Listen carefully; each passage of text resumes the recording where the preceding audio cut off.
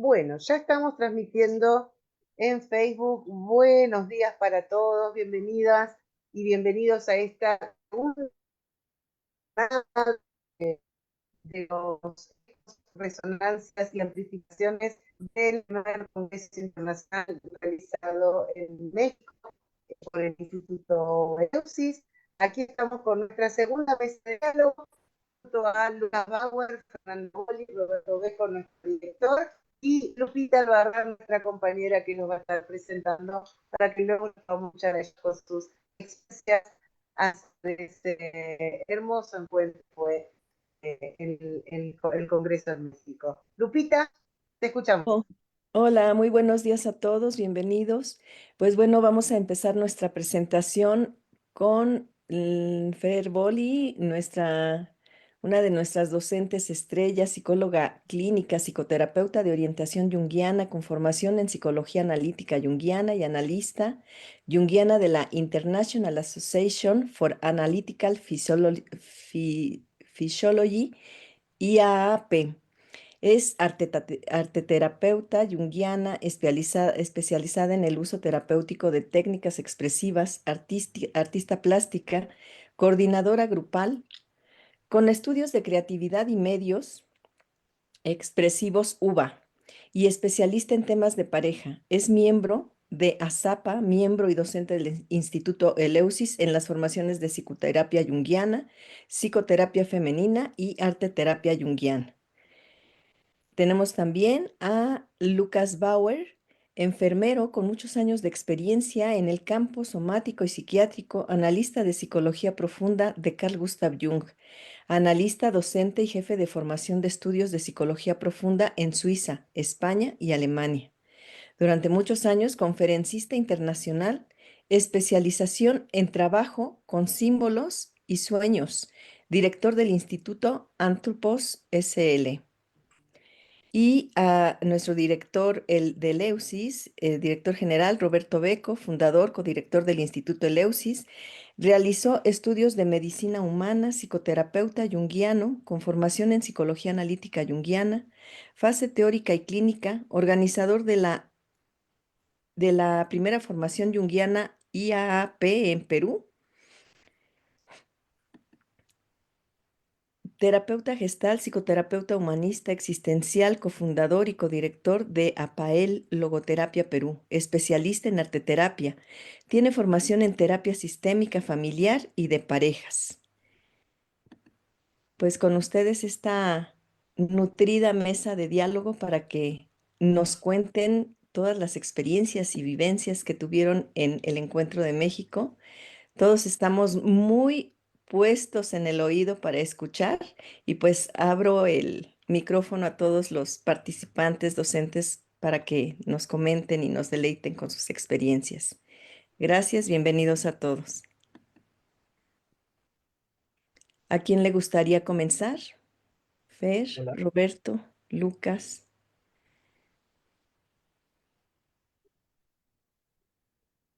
Bien. ¿Cómo han estado? La idea es tener un diálogo entre nosotros. No sé si alguien quiere empezar. Fer, Lucas, ¿cómo ha sido para ustedes el encuentro en México? Estamos a un mes de ese encuentro. ¿Qué es lo que ha quedado de alguna manera resonando a raíz del encuentro? ¿O se vio alguna reflexión posterior a lo que hemos vivido, ¿no? México, estando en Bueno, México. gracias Roberto. Bueno, buena mañana, Lucas, querido, mi amigo. Em, bueno, yo me quedé fundamentalmente conmovida por el encuentro humano. Eh, ya es algo que a mí siempre me importa de las reuniones, de las clases, de Eleusis también como institución, en donde esto es como está como muy marcado, ¿no? Las personas que lo componemos.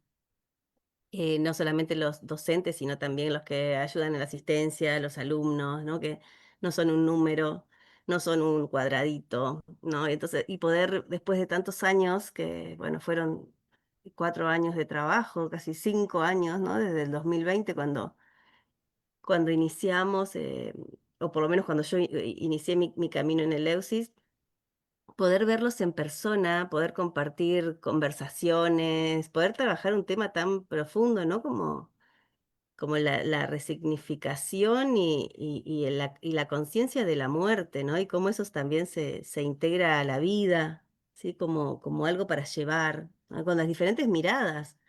Entonces, para mí fue eso, ¿no? Como un compartir súper profundo en donde me quedé con más ganas de poder vernos más seguido. Por eso cuando Roberto también propuso el encuentro de noviembre, yo dije, bueno, vamos a tener otra oportunidad y quizás, si bien nos conocimos en pandemia, que fue una gran oportunidad, ¿no? Eso de estar online, pueda empezar a armarse algo del encuentro personal desde diferentes latitudes también, diferentes lugares, porque así como estaba Lucas de Suiza, también había otros compañeros que de repente, bueno, no sé, de Perú, de Colombia, de Argentina éramos unos poquitos, pero también estábamos, entonces de Chile, conocer otras personas para mí de otros lugares y poder compartir fue hermoso.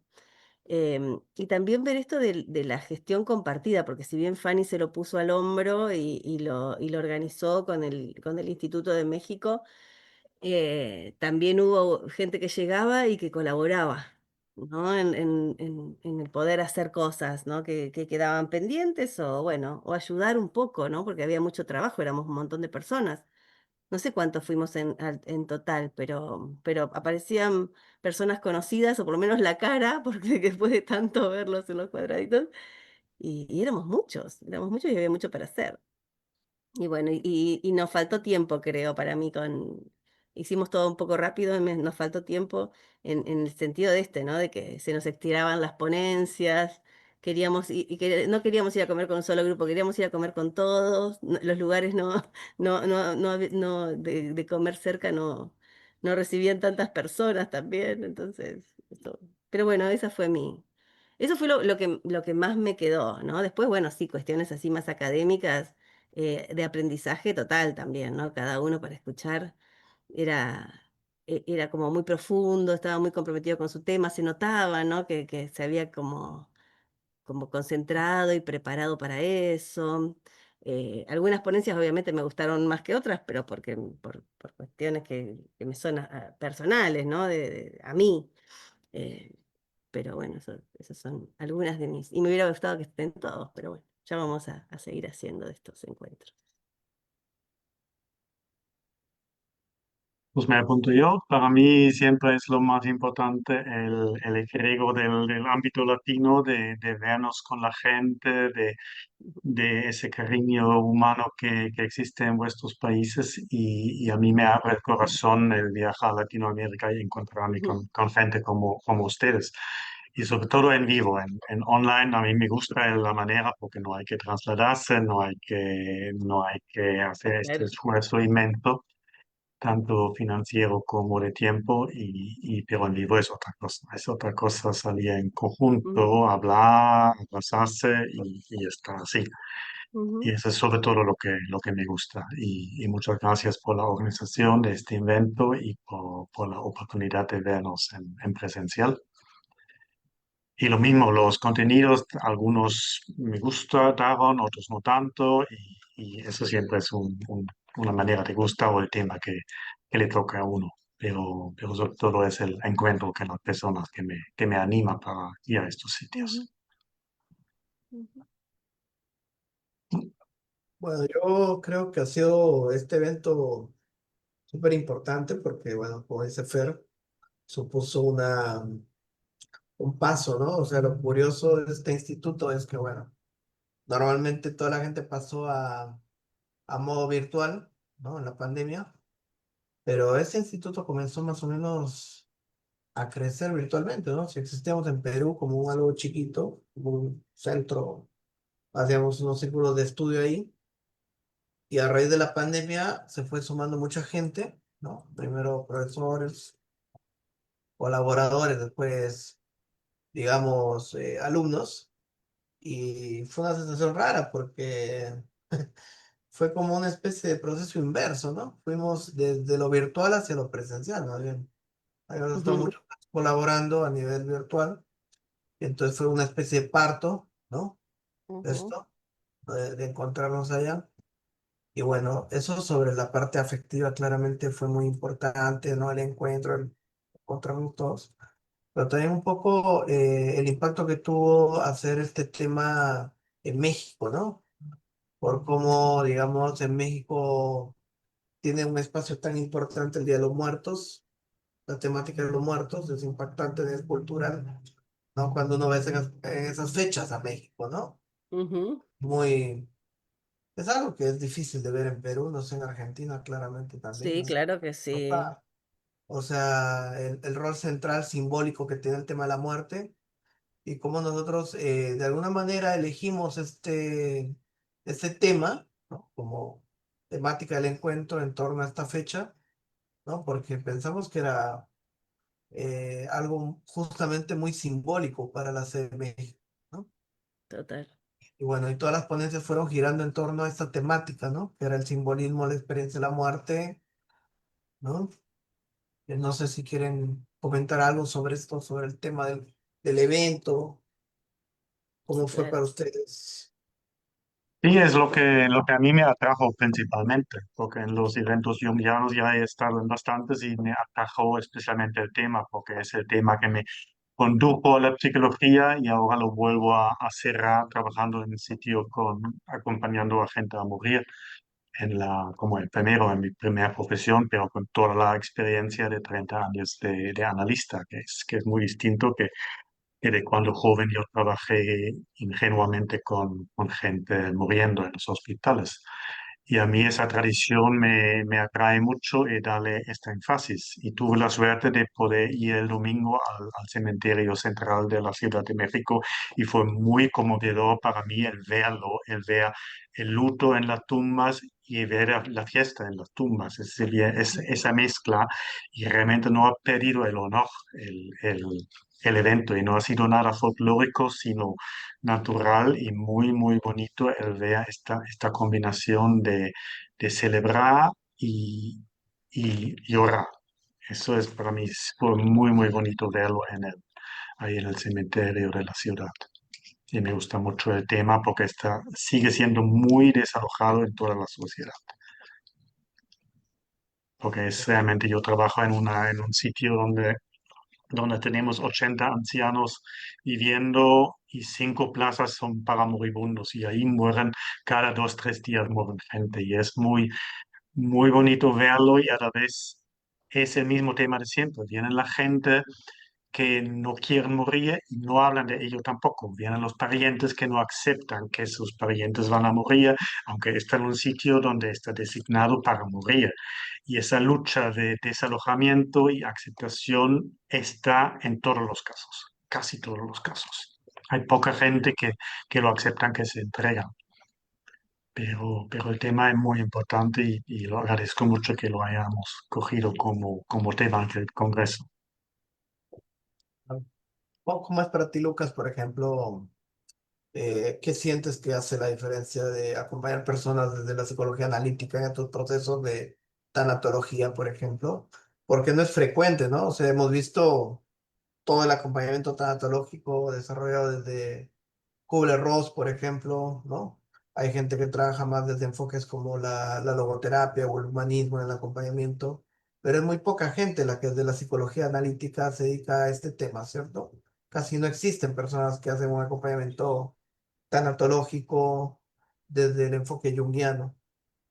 O al menos yo no he visto mucha gente que lo haga, no conozco mucha gente que haga este trabajo. Entonces, ¿qué implica para ti trabajar desde este modelo en estos procesos? Mira, yo intento trabajar como ser humano, siempre, porque cada caso es tan particular y cada persona que va a morir es una tragedia cuando se ve. Si son gente joven, normalmente es más tragedia, pero aunque la gente tuviera 93, que el último que yo acompañé, es una tragedia para todo el mundo porque se derrumba su estilo de vida. Y para mí la psicología analítica, sobre todo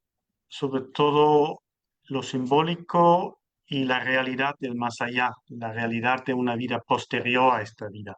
Eso es lo que a mí me ayuda mucho en poder acompañar de otra manera.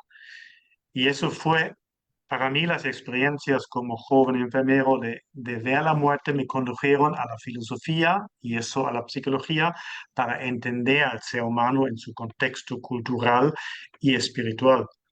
Y eso me ha vuelto a conducir a otra vez trabajar con la gente en la muerte y el acompañamiento es mucho más profundo por mi parte porque yo tengo otra edad, otra experiencia y sé mucho más de lo que nos espera. Y eso siempre es el vacuum, que hay cierta gente que tiene una cierta creencia, que pueden morir más fácilmente, pero hay una gran cantidad de gente que es completamente ateísta y se ríen cuando les dices, vas a estar bien después, vas a hacer una transición, no vas a morir en ese sentido. Y eso para mí es muy importante, acompañarles en ese aspecto para darles confianza en que haya otra cosa. Y ahí, claro, a través del trabajo con los sueños, uno ve ciertos aspectos que aparecen en los sueños y uno sabe que el sueño, como hermano pequeño de la muerte, tiene similitud con la muerte. Y si la gente está abierto para hablar de ello, quizás se tenga acceso, pero muchas veces no se tiene con esto y se va francamente en el cuidarles y no hablar tanto porque no están abiertos. Pero para mí ayudó mucho el encontrar mi lugar en este mundo, abarcando los mundos invisibles. Lo que Hola creo que chicos, era un tema principal de Jung. muchas gracias Lucas. Chicos, llegó el maestro Ricardo Carretero, si me permiten hago la presentación y Nati nos lo puedes poner, ya lo pones como fijo, porfa. El maestro Ricardo Carretero, médico psiquiatra, psicoanalista junguiano y psicoterapeuta formado en Italia, con el destacado analista Mario Trevi. Analista didacta con más de 30 años de experiencia, miembro de la International Association for Analytical Psychology IAAP, autor de los libros Psicoterapia Junguiana y Post-Junguiana, Perspectivas de la Psicoterapia Dialógica, Símbolo, Creatividad y Metáfora, y Diálogo Soñado con María Zambrano, editor y dirección de la colección Traducciones Junguianas, traductor de metáforas del símbolo de Mario Trevi. La pérdida de Bárbara Massimilla, compiladora, y de Pauli y Jung. Un debate sobre la materia y la psique de Silvano, Tagliabambe y Malincónico. Bienvenido, Ricardo. Gracias. ¿Qué tal? ¿Cómo Adelante, están? chicos. Bienvenido, profesor Carretero. ¿Qué Vamos a tal? hablar un poco acá de cómo ha sido para cada uno primero el encuentro, qué es lo Mm, que le ha sido impactante primero, y después estamos hablando un poco sobre la temática del encuentro, ¿no? En México, sobre el tema de la muerte y todo esto. mm. Estamos viendo un poco con Lucas cómo era para él acompañar desde el enfoque junguiano. Claro, de inicio, lo que decía Lucas era esto de la ecuación personal, ¿no? Que cada caso es único, o sea, que no hay uno no acompaña como junguiano, acompaña como persona estos procesos, ¿no? Entonces, no sé, estamos hablando en torno a esto un poco, ¿no? Primero, Mm. como, no sé si quiere compartir usted cómo fue para usted el evento, qué le impactó, Sí, cómo fue girar en torno a la temática de la muerte, ¿no? claro.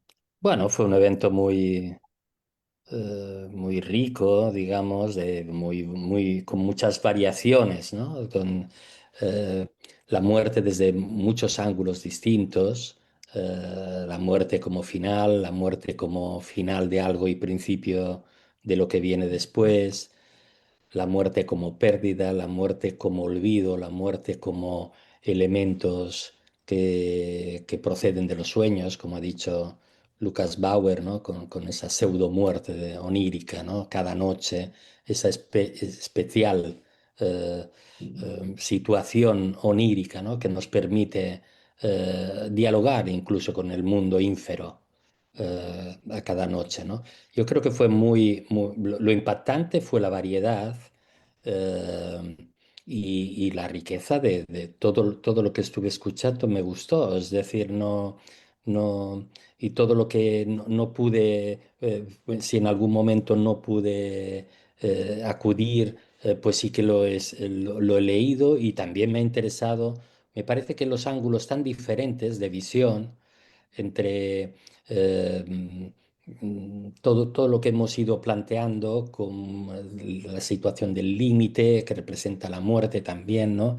Yo me dediqué más bien a casi lo contrario, ¿no? Como un poco a contracorriente de ver cómo la muerte ha sido más que un final, una conquista del ser humano muy progresiva, muy desde el principio de los tiempos, desde la bajada de los árboles, cómo van acudiendo funciones poco a poco, funciones de estar erectos, funciones de otear, funciones de la vista, funciones y llegó un momento que necesitábamos de la función de la conciencia de la muerte, sin lugar a dudas, para abrazar esa conciencia de la vida que la conciencia de la muerte comporta, ¿no? Yo creo que somos los animales que por un lado tenemos más conciencia de una finitud, pero a la vez más conciencia de lo que la vida representa, es decir, que se ensancha la conciencia de la vida en la medida que tenemos conciencia de la muerte. Entonces, desde ahí también pues abrir una fenoménica que es la psicopatología que acude y que brota en el momento que alguien no se sostiene sobre la conciencia de la muerte, la intenta eliminar, la evita, y qué tipo de psicopatologías surgen alrededor de ello, ¿no? Era un viejo tema para mí, puesto que ya había escrito en su tiempo un trabajo que está en el primer libro, el de psicoterapia dialógica, eh, es en reflejo y reconocimiento, y en la individuación y la muerte, ahí están ya los cimientos de lo que yo considero interesante de la conciencia de la muerte como salud mental, ¿no? Es decir, como salud vital, no solo mental, ¿no? Sino que no hay vitalidad sin conciencia de la muerte, ¿no? Un poco desde ahí. Entonces, esta vez lo que he hecho ha sido un poco hacer como un recordatorio de la cantidad de pasos que se hicieron en la humanidad para alcanzar la conciencia de la muerte y cómo esto es la función que va a abrir una función que será de enorme interés para mí en los próximos tiempos, ya que estoy trabajando sobre ello, que es la función de la libertad, ¿no? La función de libertad es hija directa de la conciencia de la muerte, yo lo voy explicando así, y esto se irá desarrollando en ulteriores encuentros y en el libro del año que viene, que será dedicado a la cuestión de la libertad, porque creo que es una función psíquica también tremendamente importante desde el lado interior, ¿eh? No hablo de la libertad como derechos humanos, que es tremendamente importante, pero que no es el terreno de lo psicológico y de lo psicopatológico, puesto que la conciencia de libertad y la función de libertad también abre fenómenos vitales muy poderosos, y en el caso de que no se proceda en esa función de libertad, tenemos también una psicopatología ad hoc resultante de ello, que es lo que estaré indagando también, ¿no? Bueno, total, un encuentro fantástico también de verse las caras, los cuerpos, haber solventado la temática de la virtualidad, ¿no? Fueron encuentros, digamos, carnales, ¿no? En el sentido de verse el cuerpo entero, muy emocionante en ese sentido de tantos alumnos, ¿no? Que no nos habíamos visto, incluso profesores, algunos no nos habíamos visto personalmente. Creo que fue muy emocionante también el constatar que la virtualidad puede ser también un puente para lo corporal. Es decir, que no tiene por qué ser el punto final de una relación, sino el inicio de una relación más completa y que se puede hacer a lo largo del tiempo, ¿no? Y esto es un poco lo que he ido yo pensando alrededor del tema. Profesor Carretero está esta conciencia que dices de la muerte, ¿no? Como una adquisición que aparece ya en antiguas epopeyas, ¿no? Como el mito de Gilgamesh, por ejemplo, ¿no? Sí. Que por la primera epopeya escrita gira en torno a este tema, ¿no? Como Mm, marca, digamos, la conciencia ontológica, ¿no? La mm, existencia es imposible, digamos, ser consciente de uno mismo sin ser consciente de la imposibilidad de ser uno mismo, ¿no? mm, Esta conciencia de, digamos, de la que habla Heidegger, ¿no? Tanto. mm, Y que bueno, y que en el modelo existencial está claramente mapeado todo esto en relación a la angustia. Por ejemplo, el trabajo que hizo Irving Yalom, ¿no? mm. Seguramente usted ha leído este libro de psicoterapia existencial, donde Sí. Yalom, Y todo donde, bueno, el resto de libros de Yalón que son absolutamente Tan fascinantes, hermoso. ¿no? El donde- problema de Spinoza, el día que Nietzsche lloró, la parte son literaria, novelas ¿no? de una hondura, La cura Schopenhauer, es decir, desde el diván también, que son como un diario figurado. Terapia de voces, ¿no? El verdugo del amor, hay Exacto. mucha Muy literatura. interesante, sí. Un sujeto tremendamente importante en la psicoterapia existencial y creo que en la psicoterapia profunda en general. Ujú. Y él hace Recomiendo una también. interpretación en este libro de psicoterapia existencial, justamente, o sea, Yalom inicialmente era un terapeuta más, bueno, como muchos terapeutas, ¿no? Que tiene de base una formación más freudiana Mm, y que, bueno, hace toda un terapeuta grupal, ¿no?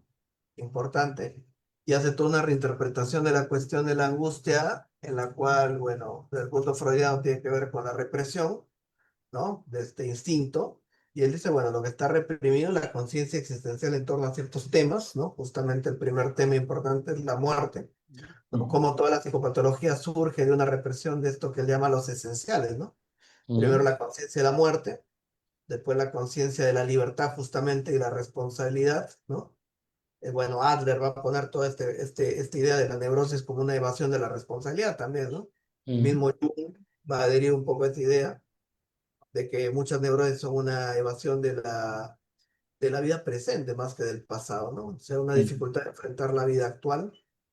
Y bueno, y después seguirá el tema del sentido, ¿no? Toda esta cuestión del sentido que desarrolla mucho Víctor Frankl, ¿no? Sí, La sí. pregunta por el sentido, la falta de sentido y todo esto. Y todo esto Y- está en toda la psicoterapia, no solo existencial, sino yo creo que toda la psicoterapia profunda. La psicología profunda trata continuamente desde distintos enfoques, un poco como fue nuestro encuentro, que parecía ser como un encuentro junguiano, sí, muy junguiano, pero a la vez había muchísima variedad de enfoques y yo creo que la psicología profunda que adolece a veces de una visión de conjunto, bien adolece de que no tenemos un libro suficiente que reúna qué es la psicología profunda. No sé si conocéis el Ellenberger, Descubrimiento del Inconsciente, el gran libro. Es quizá el único libro y ahora en español está precisamente agotado, con lo cual no está posibilitado. Yo creo que toda la psicología profunda nada en esos mares, ¿no? Habla una y otra vez de la muerte, del tema del sentido, de las dificultades y cómo esas dificultades inherentes a no poder plantearse esas grandes funciones como la conciencia de la muerte o la función de libertad, cómo esto recala directamente en la psicopatología y por tanto cuál es el papel vehiculador en psicoterapia entre terapeuta y paciente, cómo esto debería servir a alimentar estas funciones enormemente impedidas o dormidas o canceladas por otras funciones como las de la obediencia, que se oponen precisamente a las funciones que estamos hablando ahora, ¿no? Mm. digamos, todo el impacto que tiene, o sea, el foco de la terapia existencial está justamente en esta idea de centrarse en la conciencia, ¿no? En la conciencia ontológica, este ser consciente de esos aspectos, lo que implica el ser libre, el tomar responsabilidades, la relación con el otro, la experiencia de la soledad, la pregunta por el sentido, ¿no? O sea, la gran crítica que hacía este autor, que un poco yo presentaba en la ponencia, Ernest Becker, ¿no? Mm, Tremendo, ¿no? mm, También mm, Filósofo, este libro, La negación de la muerte, de cómo el psicoanálisis había centrado en un discurso más intrapsíquico de la cuestión, ¿no? O sea, el mm, problema es más una cuestión interna, intrapsíquica, dinámica, ¿no? Y decía él que de alguna manera era más fácil proponer una cura, ¿no? Analítica de ciertas represiones que atender a una cuestión, digamos, ontológica, existencial, que no tiene cura, como es nos vamos a morir, ¿no? O bueno, tenemos que asumir la propia responsabilidad. Entonces, no hay una cura para estas cosas, no es que uno se cura de la muerte, ¿no? O sea, uno tiene que aceptar esta situación, lidiar con ella, todos vamos a atravesar eso, ¿no? Y entonces, creo que la diferencia está un poco en justamente todo esto que tiene que ver con el surgimiento de la conciencia, como dice, ¿no? De estas mm, cuestiones, ¿no? Muy relacionado siempre al mito de lo prometeico, ¿no? O mm, sea, de despertar de la conciencia, ¿no? mm. Es un despertar que viene con toda esta carga también, ¿no? O sea, no es un regalo divino el ser consciente, sino que tiene un peso importante a nivel existencial, ¿no? Porque con la conciencia viene también la conciencia de sí mismo, la conciencia de la muerte, la conciencia de la situación, Mm, ¿no? mm. General del ser humano, y es en parte lo que genera la escisión y la neurosis, ¿no? El Sí, reconocernos claro. en esa desnudez, en esa indigencia, en ese estado de arrojamiento de estas Mm, cuestiones del mundo, ¿no? claro. Sí, sí, el tema muchas veces es aceptar lo imponderable y al aceptarlo, curiosamente, la conciencia de la muerte, por ejemplo, igual que la conciencia de la incertidumbre, inmediatamente liberan zonas. Es curioso que en lugar de tratar de resolver la muerte que no tiene solución, sí que tener conciencia de la muerte resuelve muchas temáticas psíquicas, ¿no? Y aceptar la incertidumbre tiene muchísimo peso para evitar pues, ciertas obsesiones, ciertos temas de repetición que a lo largo del tiempo uno va viendo en la clínica de esa manera atroz, ¿no? Para intentar sortear una incertidumbre que nosotros debemos de aceptar, ¿no? Es decir, por un lado, nos toca aceptar grandes principios y con ello desplegar grandes funciones. La función de la conciencia de la muerte, la función de la conciencia de la incertidumbre son temáticas que abren caminos de libertad que de otra manera son imposibles y uno pasaría la vida pues intentando doblegar monstruos que no son doblegables en lugar de aceptarlos para que nos sirvan para caminar nuestro camino un poco más sueltos, ¿no?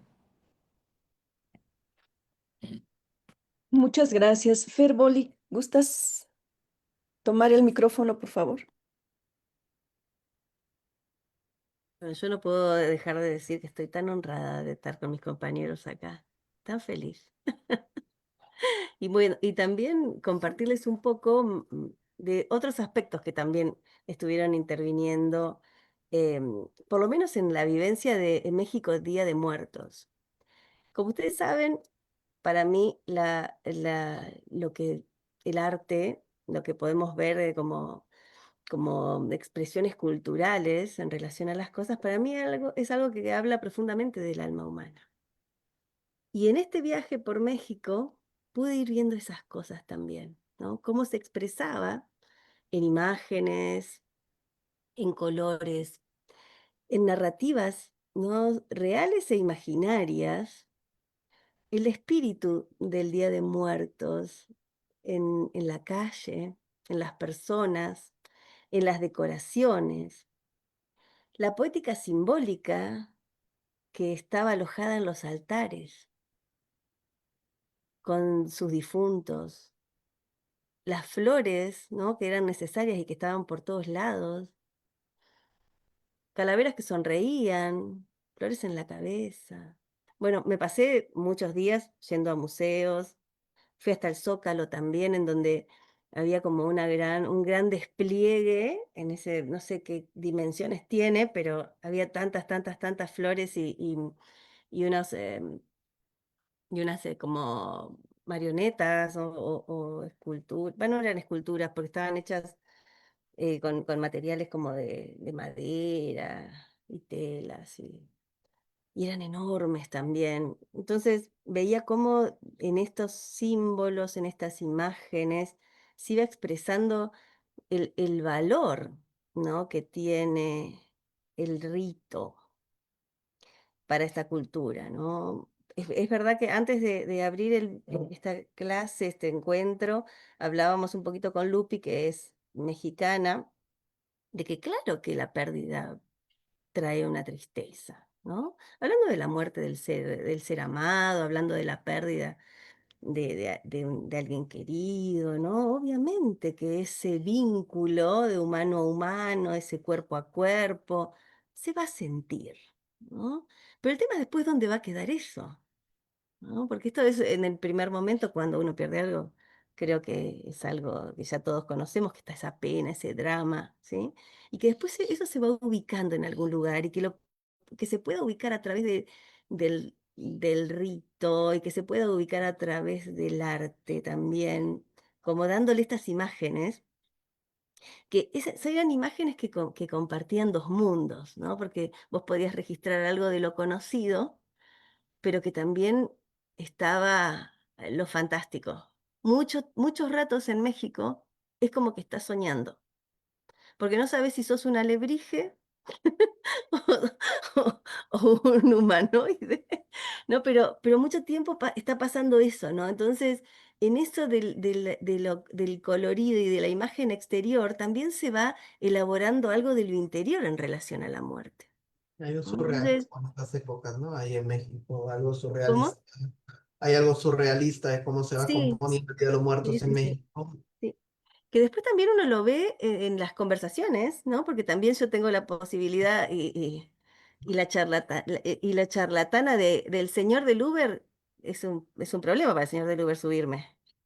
Porque le hago tantas preguntas y le pregunto cómo vive y si tiene altar en su casa y a quiénes perdió hace poco, pero porque creo que soy psicóloga porque soy muy chusma, ¿no? Quiero saber cómo experimenta las cosas, ¿no? Entonces en eso también podía ver esto mágico que estaba, ¿no? De la presencia del abuelito, ¿no?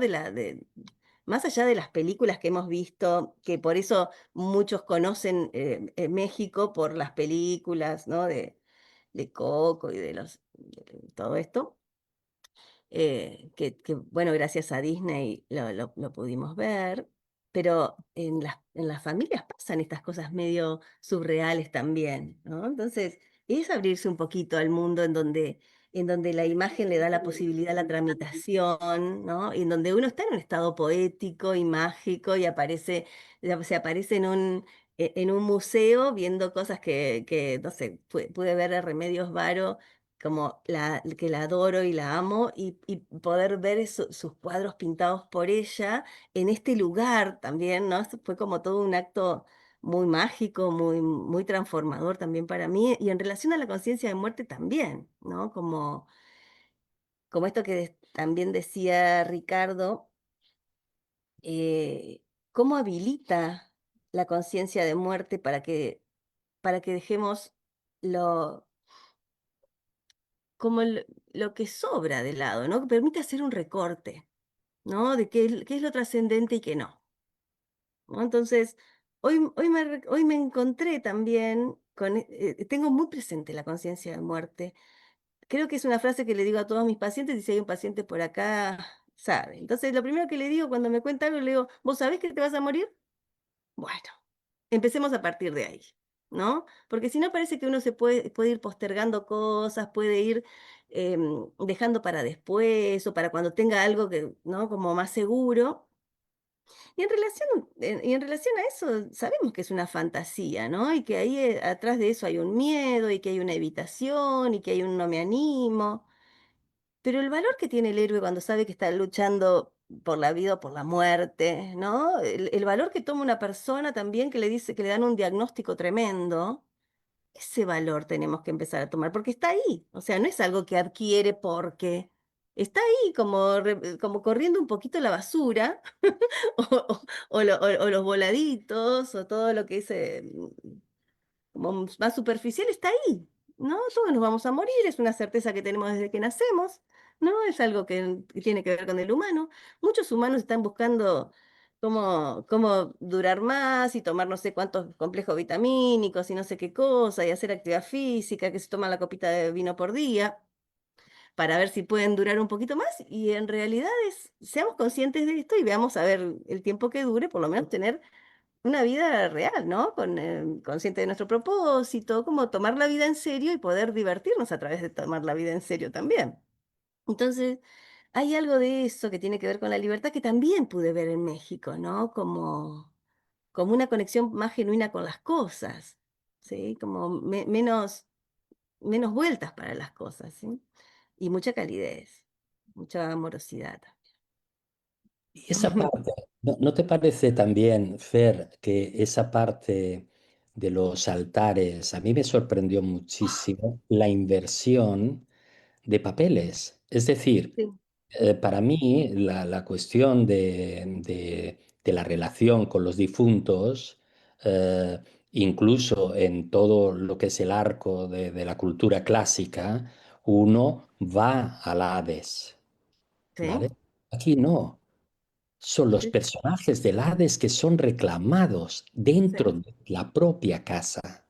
sí, Cuando yo, la casera que tenía, tuvimos la suerte de que nos permitió visitar su altar, que era algo así como un salón de 40 metros cuadrados, absolutamente lleno qué bello. de donde estaban no solo los familiares, sino los amigos, donde había estado también los amantes y además el mejor de los amantes en una posición especial y todos reclamados en su presencia y estaban todos en la habitación y cuando yo estuve ahí tuve la sensación de que realmente todos esos muertos estaban visitando a la señora y por tanto yo era testigo de esa visita, ¿no? Y fue muy particular todo eso, ¿no? Porque Sí, somos nosotros, visto desde el punto de vista mexicano, quienes tenemos que hospedar a los muertos y no tenerlos en un cementerio donde los vamos a visitar. Aquí son ellos que nos tienen que visitar, ¿no?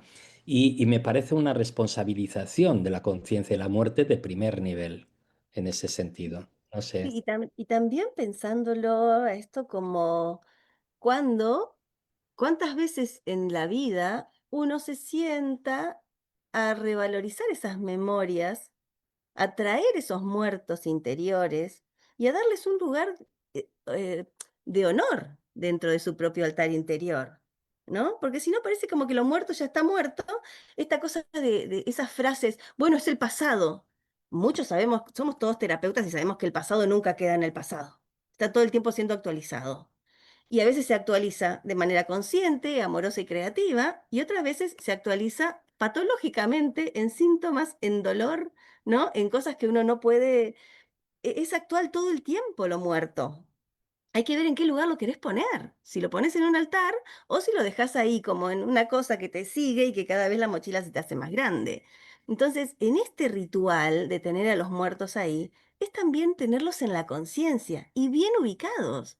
Porque en realidad todo se trata en el orden, para mí, por lo menos en mi hacer como terapeuta. A las cosas hay que ordenarlas porque existen. Entonces, están ahí. El tema es qué haces con eso. Y si vos lo ordenás en algún lugar que tenga su estética, ¿no? Como el altar, su ética, que tiene que ver con, ¿no? Como la responsabilidad de ponerlo ahí, y la política, porque está en relación a otras cuestiones, y lo hace social y lo hace colectivo, si está ahí, está bien, y ya no hace ruido, no hace ruido de dolor, ¿no? Participa en la conciencia esto de aceptar la muerte y aceptar la incertidumbre y aceptar la vida también, ¿no? Con todo lo que sigue vivo.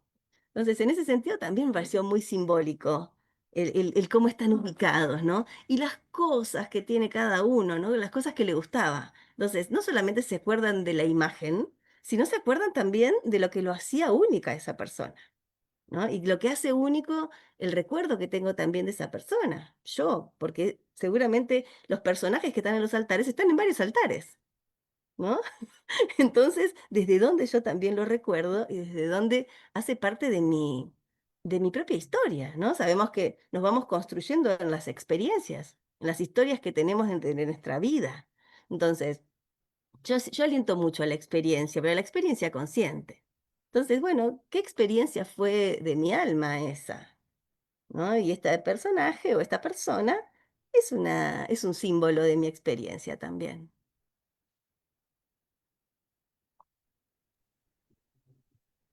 Lucas, ¿te gustaría compartir algo?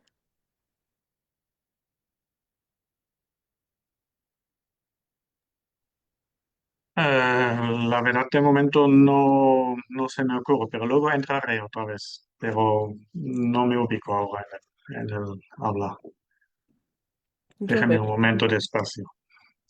claro. Yo creo que, bueno, esto que dice el profesor Carretero es interesante, ¿no? Cómo se invierte la cuestión, ¿no? Porque, digamos, no es el descenso al Hades, ¿no? Sino es más bien la visita a los muertos, ¿no? Lo que viene acá en México, ¿no? Y es justamente, yo creo que tiene que ver con ese honrar, ¿no? Honrar justamente la vida de los ancestros, ¿no? Ese recuerdo, ese vivir en la memoria de quien ha estado, quien ha sido, ¿no? Y esta conciencia también de alguna manera de que, bueno, la muerte puede ser vencida a través del recuerdo, ¿no? De quienes, bueno, hemos amado, quienes han impactado en nuestra vida, como la forma de trascender la muerte es a través de el impacto que puede tener nuestra existencia en la vida de otros, ¿no? Creo que por ahí va la cosa, ¿no? Inevitable pensar cada uno en sus propios muertos, ¿no? En ese contexto, ¿no? Cuando uno va de alguna manera y ve como todo este contexto, ¿no? Simbólico en México y cómo la gente prepara sus altares y recibe a sus muertos, yo creo que eso también nos mueve a nosotros, ¿no? A poder conectar con estas pérdidas, pero no desde un lugar, digamos, justamente de un duelo, ¿no? Melancólico, sino también desde un lugar de poder reconocer, digamos, y honrar esa existencia que a pesar de ya no estar físicamente, trasciende a la muerte, ¿no? O sea, eh, creo que es muy fuerte eso, ¿no? O podemos resignificar también la muerte de alguien que ha estado presente, ¿no? A partir de honrarlo, de reconocerlo, creo que eso ha sido muy fuerte. En lo particular, yo tengo muy presente a los muertos, ¿no? Como no también a Jung, ¿no? Como este maestro que es para nosotros un faro, ¿no? O sea, a mí me impactó mucho esta historia que cuenta Jacobi, ¿no? Del último sueño de Jung, ¿no? O sea, o estas reflexiones que hace Jodorowsky sobre la comparación de cómo murió Jung y cómo murió Freud, ¿no? O sea, dos formas también muy distintas de afrontar la muerte, ¿no? Bueno, yo creo que movilizó mucho en el plano de la reflexión personal el evento también, ¿no? O sea, no solamente a un nivel afectivo, sino también creo que hubo mucha reflexión sobre la propia forma en la que cada uno ha ido viviendo estos duelos o estas experiencias, ¿no?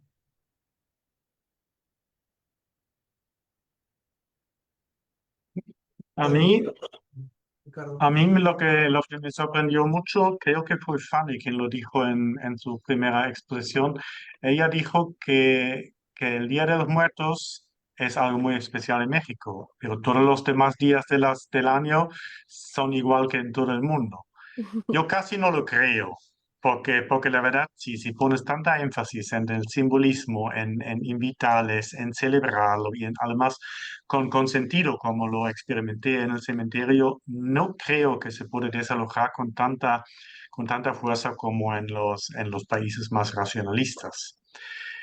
Pero a la vez me parece también muy sorprendido que yo trabajando en ese movimiento que es el hospicio, que es los lugares donde la gente en Suiza y en Alemania van para morir, que no existen en Latinoamérica.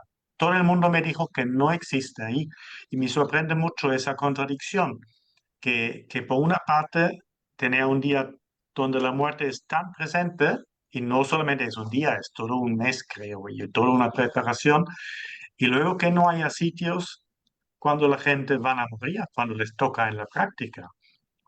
Y en Suiza, donde el tema no se toca, donde no hay tradición de ir a los cementerios el Día de los Muertos, un poco sí, pero no hay una imagen del mundo muy materialista, a pesar de la psicología profunda, pero la mayoría de la gente es materialista, es ateo, y luego hay en cada 30 kilómetros hay un sitio como el mío, donde hay 5 o 6 camas cuando vas a morir, cuando tienes el diagnóstico mortal y no hay esperanza, vas ahí si tus parientes no te cuidan en casa o si por lo menos has dejado de creer en la medicina que te dicen, oye, ya no podemos hacer nada. Pero cada 30, 40, 50 kilómetros hay un sitio de estos aquí en Suiza. Es decir, está cubierto y la gente hace cola. Es decir, cuando por la mañana muere una persona, muchas veces por la noche la cama está ocupada. Y muchas veces tenemos que decirles a la gente, oye, lo sentimos, no hay espacio, tienes que esperar hasta que muera una persona para coger la cama. Y la gente normalmente ahí solamente se ubica 2, 3 semanas, raras veces más que 4 semanas. Y cuando son más que 6, tienen que salir otra vez porque los sitios realmente es para la última fase, no es para larga estancia. Me sorprende que no se haya institucionalizado más en vuestros países donde el acompañamiento es mucho más cercano. Y no creo que todo el mundo puede cuidarles en casa. Eso es la alternativa, es en casa. Pero Sí. también la gente me dijeron que sus padres mueren en los hospitales, donde es siempre mucho más anónimo. Y me Sí. gustaría que hagamos concienciación de lo simbólico más de lo práctico, Mm. para que se Sí, incluya y- la muerte y- realmente en la vida diaria, porque hay poca gente que realmente tiene su declaración, aquí en Suiza se llama un testamento, un testamento. ¿Qué pasa cuando yo tengo un accidente? ¿Qué pasa cuando tengo un diagnóstico final sin poder juzgar? Y yo lo llevo en el bolsillo desde hace 30 años, pero la mayoría de la gente no lo tiene. Y cuando toca luego un accidente, luego terminan en los hospitales en un tratamiento que dura de vez en cuando años, en lugar de decir, oye, 3 semanas y ya podrías irte. Y ahí me parece muy importante concienciarnos de que en la vida práctica se integre todo lo que hemos experimentado ahí en México. Es verdad, y además hay muchas facetas que desarrollar, además de lugares donde haya unas camas, donde poder.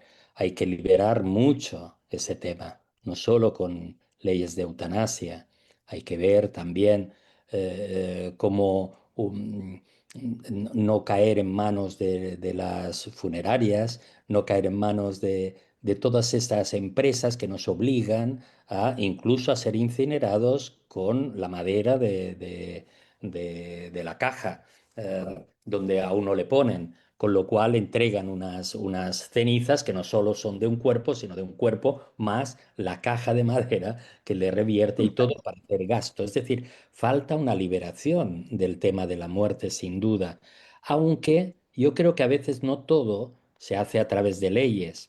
Eh, mm, Antes yo lo he visto desde, había casas que servían para trasladar en los pueblos en donde yo trabajaba como médico en Menorca, había casas habilitadas para esas semanas últimas de alguien, ¿no? Se le llevaba a esta casa que estaba aparentemente vacía, pero no lo estaba porque estaba en espera siempre de alguien que se iba a morir y que decidía un poco a su manera quién le acompañaba, cómo y esperar a los últimos días, ¿no? A veces es la burocracia misma. Cuando se dijo que la muerte era un problema fue a través de las pestes, que se inventó que los cuerpos podían ser infectivos, había que quemarlos o bien trasladarlos muy, muy, muy adentro de la tierra como para alejarse de los muertos. Creo que queda mucho trabajo por hacer, ¿no? Aunque también hay mucho trabajo que hacer con los vivos y yo os voy a tener que dejar precisamente por esto, porque tengo una visita de hijos que están solo de paso y se van muy lejos de aquí y quiero saludarles antes de que partan. Así que esta coincidencia ha sido necesaria, no había otra forma de visitarles. Así que os dejo con muchísimo gusto de haber estado con estos insignes colegas, a que os quiero, ya lo sabéis. Así que tendremos más oportunidad. ¿Eh? Os dejo Ujú. porque tengo que irme un momento con los vivos ahora. ¿Vale? Por Gracias, supuesto. Ricardo. Un Con la abrazo conciencia fuerte. de que vamos a morir, hay que Eso, aprovechar cada momento. Muy bien, así querido. exactamente. Chao. Chao, amigo, te Chao. quiero. Chao. Pues bien, no sé si alguien quiere comentar algo, alguien de los asistentes también, tiene alguna pregunta, alguna Sí. reflexión. A mí me gustaría comentar algo. A mí me gustaría comentar desde la vez pasada que, y lo comentábamos con Lucas y con Fer hace rato, que a mí me parece que cuando conocemos, que no podemos conocer a una cultura a través de una sola persona y sus ideas o de un solo punto de encuentro, porque nosotros en el encuentro pudimos ver todo lo que es la tradición de Día de Muertos, mas no necesariamente la vivencia cultural que se tiene en México, porque como bien decía Lucas, puede ser que haya gente muy desapegada, muy introvertida, muy hecha hacia el Hades y tenga mucha facilidad de romantizar este tipo de situaciones. Pero no, realmente en México somos muy apegados en general. Cuando alguien se nos muere, lo lloramos muchos años. Cuando el duelo es el duelo, o sea, no es algo que podamos quitarnos del alma o del corazón. Tenemos justamente esto que comenta Lucas, tenemos esas casas de retiro cuando ya la gente es en la tercera edad, que en algunos casos por convicción se van, son muy caras, por eso no todo el mundo se puede ir, pero también tenemos otro que son los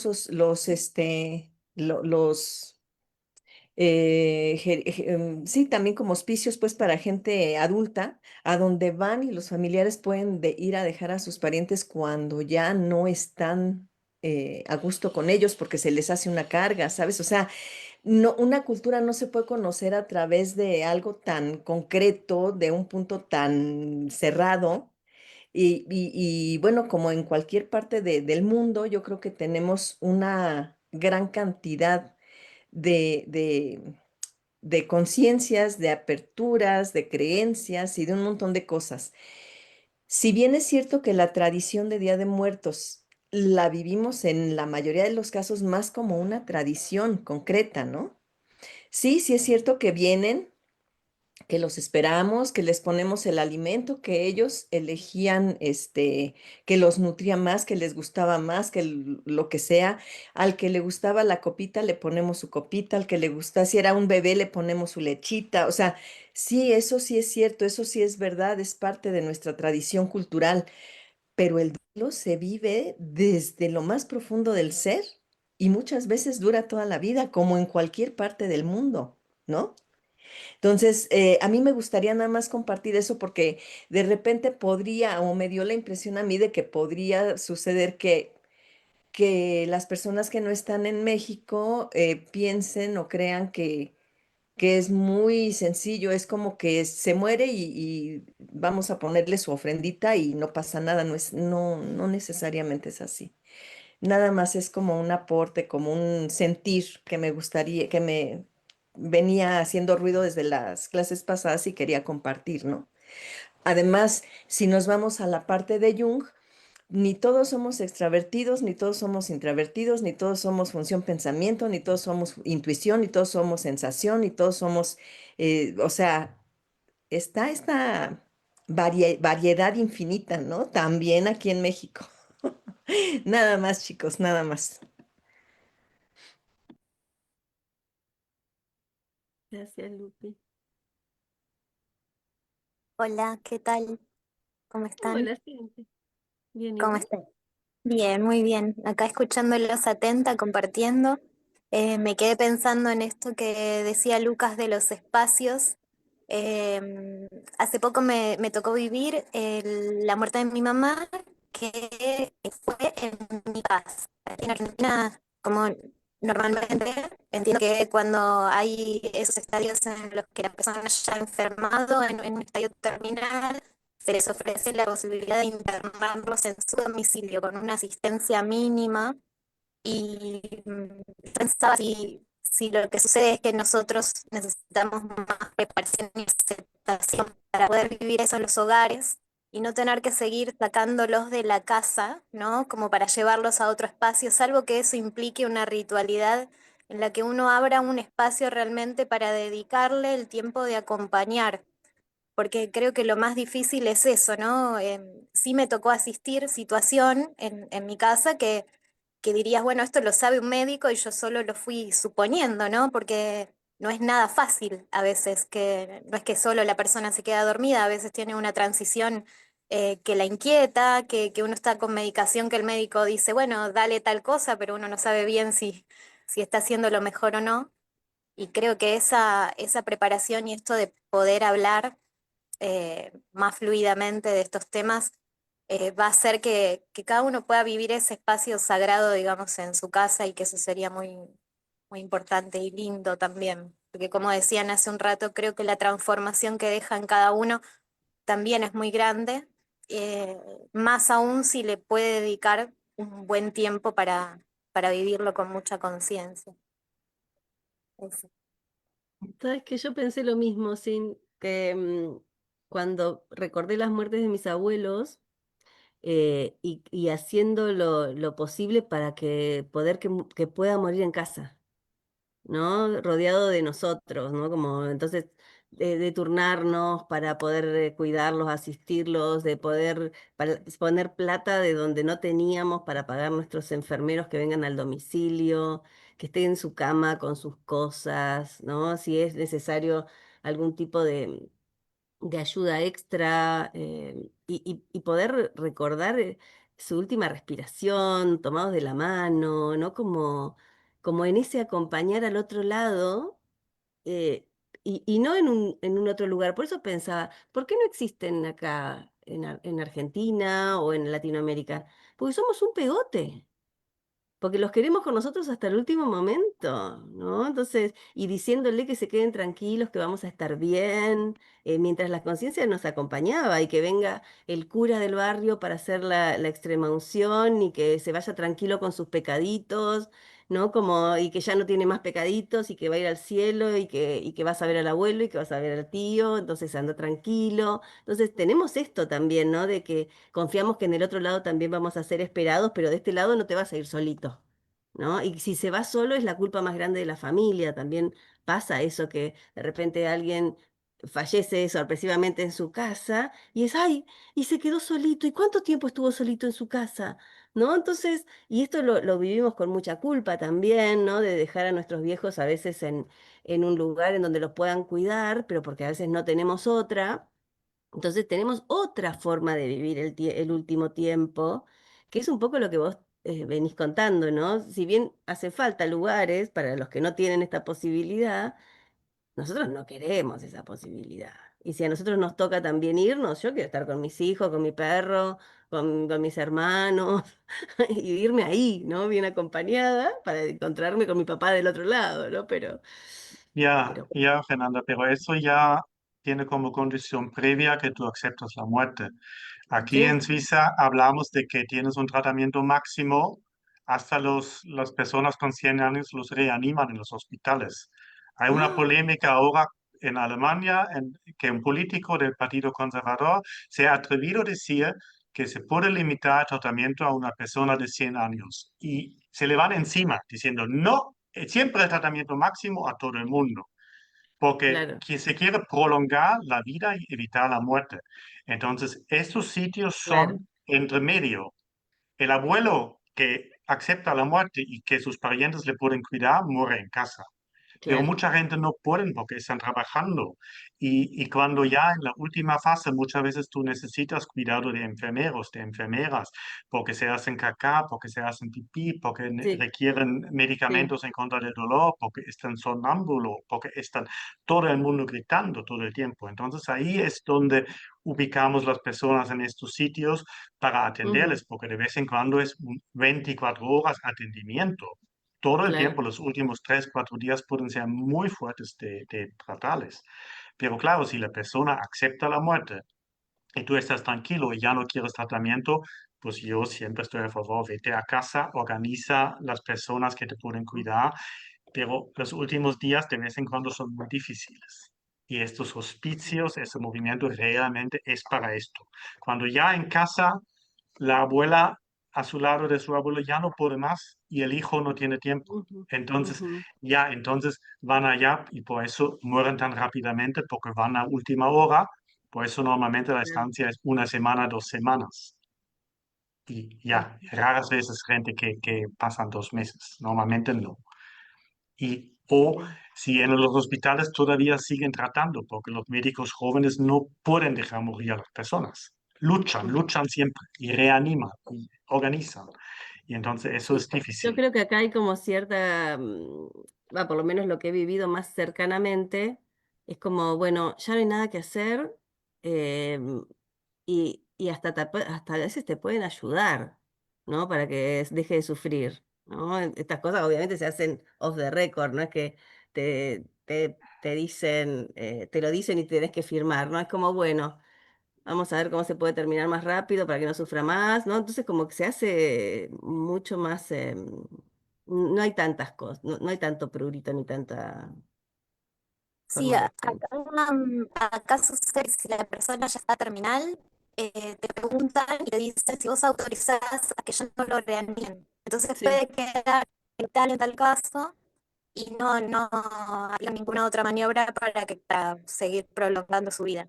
Y bueno, claro. lo siguiente es que si puede estar en la casa con una atención mínima, que dice que es todo esto, ¿no? Cambiar sus pañales y esas medicaciones para el dolor, que las controla un médico una vez a la semana, pero la administra la familia, y eso es lo fuerte, ¿no? Que también sí hay que aceptar ahí la muerte con todas tus fuerzas, porque estar haciendo esa administración de medicamentos Es es horrible. raro, aunque también te deja vivenciar cosas que la verdad que son inexplicables, ya pasan como medio hasta lo místico, porque he presenciado dichos de mi mamá en medio de todo eso, que si yo no lo hubiese tenido 24 horas conmigo, no los hubiese podido ver, no me hubiese podido sorprender de las cosas que ella podía ir expresando mínimamente, ¿no? También. Mm, Sí, hay lo que es fuerte, pero lo nutritivo en eso.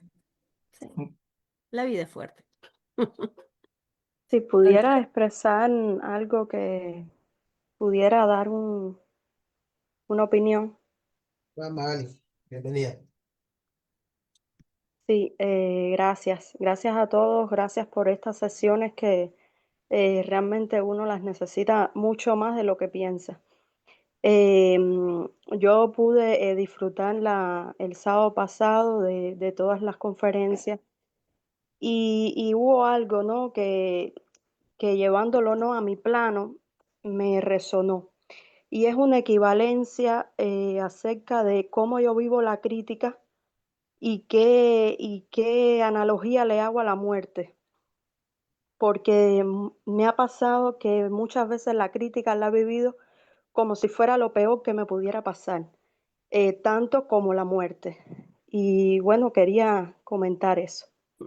Muchas gracias. Gracias, Ana. Eso, Magali. ordenando las cosas nos, nos sanamos también, ¿no? A ver, No, estoy bien. Magali. Magali, se escucha Ah, entrecortadito.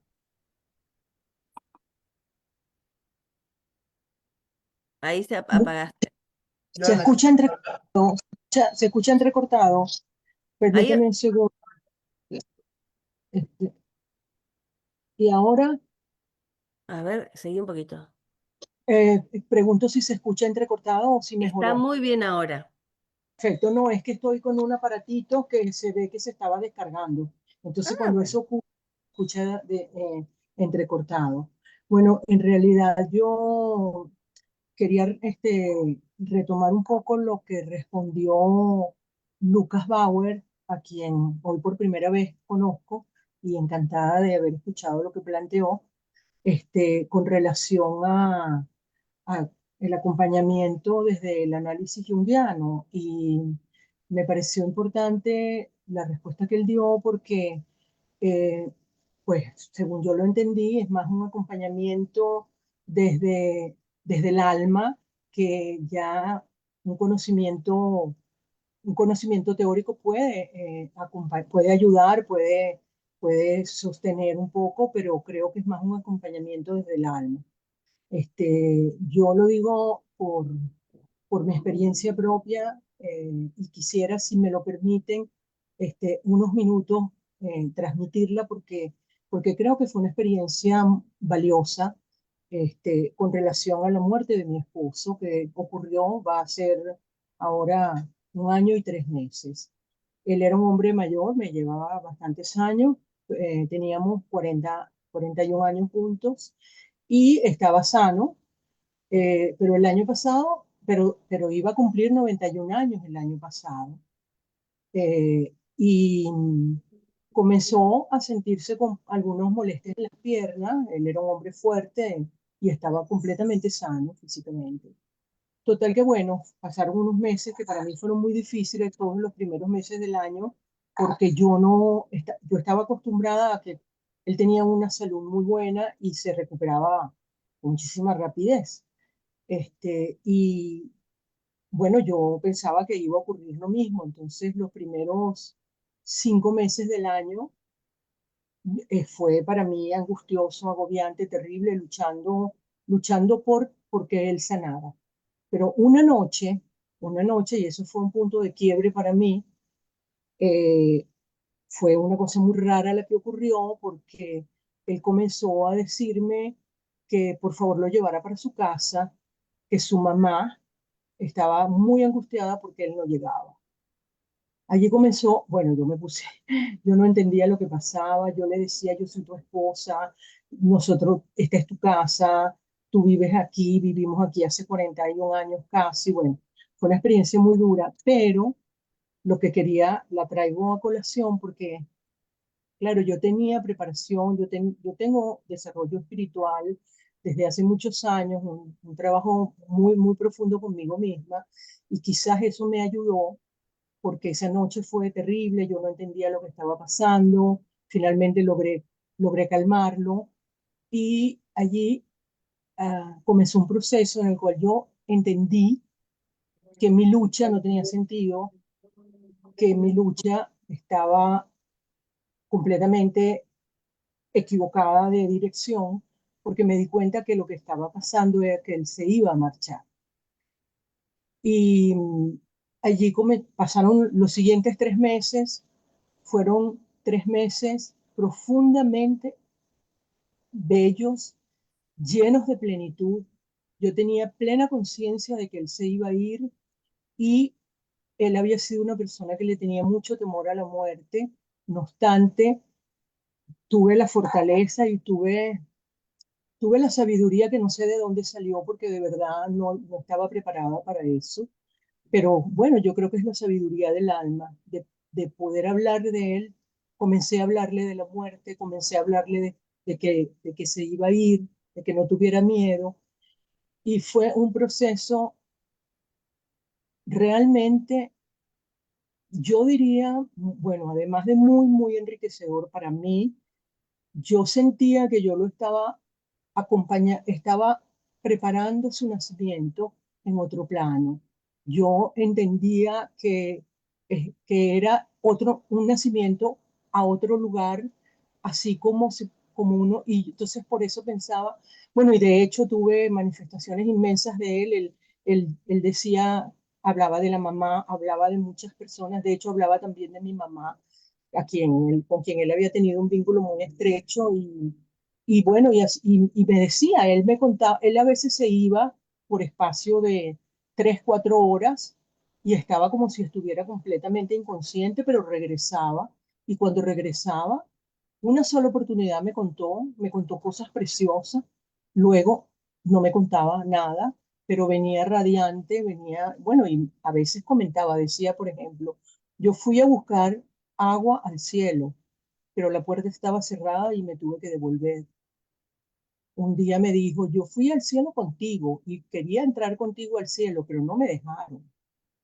Y bueno, yo le respondía cosas, ¿no? Yo, por ejemplo, en ese momento le dije, claro, mi amor, no te dejaron entrar conmigo porque tú tienes que llegar el momento en que te permitan entrar solo. Yo no puedo entrar contigo porque no corresponde. Total que fue una experiencia bellísima pero sobre todo una experiencia de plenitud, una experiencia de amor. Cada vez que él volvía de esos, yo creo que eran encuentros cercanos, yo creo que se iba y estaba en otro plano. Ocurrió como 4 veces en esos 3 meses. Eran largos los ratos que estaba fuera, pero él estaba feliz, él volvía feliz. Un día me contó cosas de nuestra vida en común que las vio cuando se fue. Me dijo lo que me amaba, me dijo muchas cosas bellas y de verdad fue una belleza. Su partida fue en silencio, aunque 2 noches anteriores fue algo maravilloso que me dio la certeza de que él estaba siendo recibido con mucho amor, porque tenía 2 días que no hablaba. Sí tomaba alimento, yo le daba alimentos líquidos. Tenía 2 días que no hablaba y esa noche estaba yo en el cuarto con él. Él se llamaba Fernando y de pronto comenzó a decir: Fernando, Fernando, Fernando. Se incorporó, él estaba en la cama, se incorporó sonriendo y yo le dije: ¿qué pasa, mi amor? Te están recibiendo con vítores, qué lindura, ¿qué está pasando? No me respondió, pero tenía una mirada bellísima, como llena de luz y una sonrisa radiante, y se recostó de nuevo y murió 2 días más tarde. Entonces, sí, es una experiencia, o sea, el acompañar la muerte. Yo en estos momentos estoy tratando de formarme en ese tema porque pienso que fueron tantas las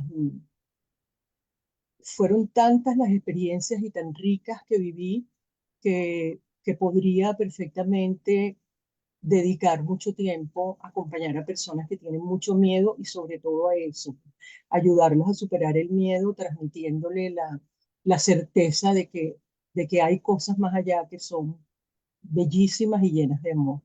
Muchas gracias por escucharme y perdón por lo largo que tomé el tiempo. Gracias, Magali. Muchas gracias. Joana, ¿quieres compartir?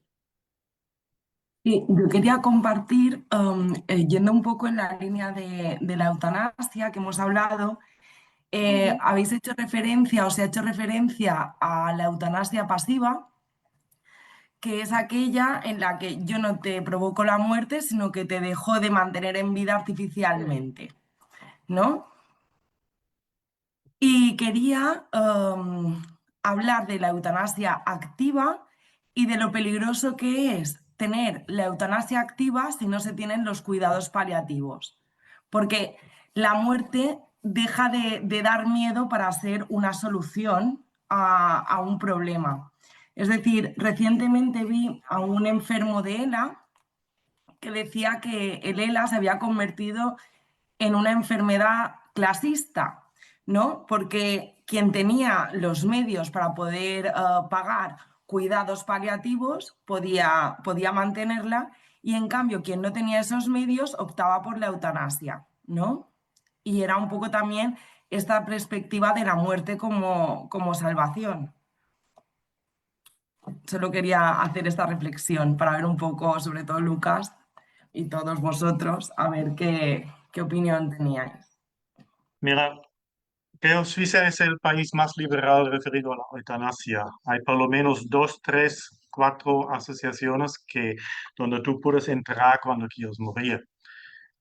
Necesitan examinación de 2 médicos, tienen sus cosas, pero hay también bastante turismo, es decir, vienen extranjeros a Suiza para pedir la eutanasia. No es un acto burocrático, pero es posible. Yo estoy en contra. Yo estoy en contra de cualquier tipo de eutanasia, porque yo he visto que el proceso de morir es tan importante y la gente muere como han vivido. Y hay muertes crueles, hay muertes de mucho grito, hay muertes de mucha caca y de muchos rollos. Pero yo pienso que es muy importante que la gente se enfrenta a esto. Y lo que ha contado Magalí, estos aspectos, es un ejemplo de cómo la actitud de los dos, tanto de tu marido como tuyo, ayudan a que la muerte se puede convertir en el momento más feliz de vuestras vidas. Y así es. Así yo he acompañado gente joven a morir y gente con 95 que se agarraban a la vida, porque no querían soltarse. Y yo no opino que ahí salía con la eutanasia sería una solución. Lo que estoy muy a favor es de dejar todos los medicamentos, dejar cualquier líquido, dejar de comer, porque de vez en cuando hay gente en la clínica que francamente ya no comen. Ya no comen. Yo recuerdo una mujer de 80 años que hace medio año murió, dejó de comer y duró 10 días. Duró 10 días en despedirse. Una muerte muy suave, muy bonita, y cuando no les esfuerzas, hay maneras natural de despedirse. Y eso de ayudar activamente, yo no lo veo bien. Claro que yo no puedo juzgar tampoco cada caso cuando tienes un cáncer de estos feroces, de ya no poder aguantar, que ayudas un poco, pero normalmente yo he visto que la gente cuando tienen la preparación para morir se mueren. Se mueren. Yo una vez, un ejemplo de la clínica cuando trabajando como enfermero que nunca olvidaré. Un hombre mayor con una doble apoplexia y con otros diagnósticos no muere. Porque no muere. Y le habían dado líquido. Eso hace 30 años, eso se hacía todavía. Pero tampoco era explicación. Entonces yo una vez le pregunté a su esposa, ¿y por qué no muere su marido? Y me dice, ese va a morir el 17 de agosto. Y estábamos en junio. Y digo, ¿y qué? ¿Y por qué esto? Porque eso es su día, es su cumpleaños, es el cumpleaños de nuestro hijo, es nuestro 50 y tanto aniversario de la boda, y además nuestro hijo vive en Estados Unidos, no puede volver antes. Y este hombre cerró los ojos el 17 de agosto. Y era completamente inconsciente, es decir, él no tenía conciencia, estaba en un tipo de coma. Y con estos ejemplos se ve que hay una decisión y una actitud. Y yo la verdad que estoy a favor de que este proceso ocurra naturalmente.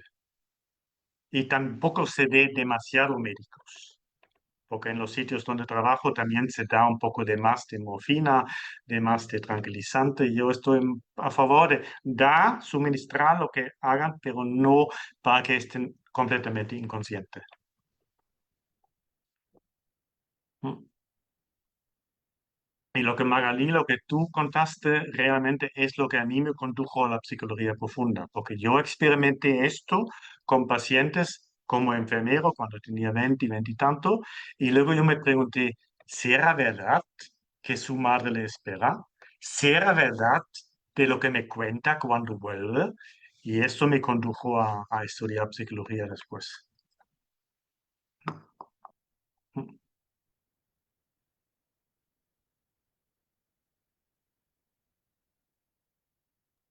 Gracias, Lucas. Gracias por ese testimonio. De verdad, bellísimo escucharlo. Gracias.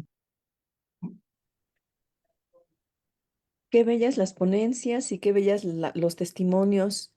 En efecto, cuando nosotros tenemos oportunidad y en Latinoamérica, yo creo que un poco por la culpa y un poco por la responsabilidad, nos hacimos mucho a la contención del familiar enfermo y tenemos acceso a todas estas cosas que de otra forma no tendríamos, como el llegar a perdonarnos mutuamente, el llegar a entendernos mutuamente, el llegar a comprender la vida de cada uno de los participantes, tanto del enfermo como del cuidador, aunque a veces es un poco cansado tanto tiempo, ¿no?